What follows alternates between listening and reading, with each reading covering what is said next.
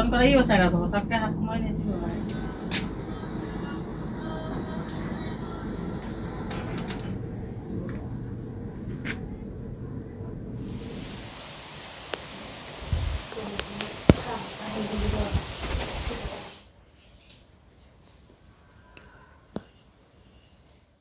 এয়া হ'ল বান্দৰৰ সংঘাত।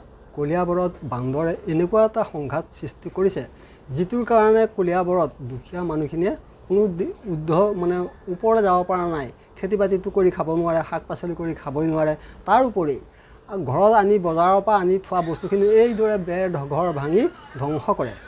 ইয়াৰ যদি কোনো এটা ব্যৱস্থা চৰকাৰে নকৰে, তেতিয়াহ'লে মানুহ সদায় মানে তললৈহে গৈ থাকিব, উন্নতি কৰিব নোৱাৰে। কলিয়াবৰততো হাতী মানুহৰ সংঘাত আছেই, হাতীয়েতো ধান খাই শেষ কৰেই। তাৰ উপৰি এতিয়া বান্দৰেও ৰবি শস্যৰ উপৰিও ঘৰুৱা ঘৰত আনি থোৱা শাক পাচলি, চাউল, দালি, যাৱতীয় বস্তুবিলাকো ধ্বংস কৰে খায়।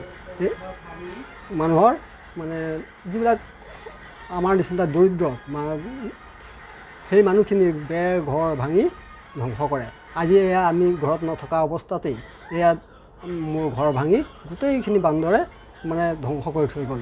সদায়ে আহে, সদায় উত্তপ্ত একদম মানে ঘৰত মানুহ নহ'লে মানে পূৰা অত্যাচাৰ মানে বেৰ ঘৰ ভাঙি মানে ঘৰৰ ভিতৰত যিমান সামগ্ৰী বস্তু থাকে মানে বোলে দুপৰীয়ালৈ এসাঁজ বনাই খাম বুলি মানে খাব নোৱাৰোঁ, আকৌ নতুন আনিবগৈ লাগিব দোকানৰ পৰা।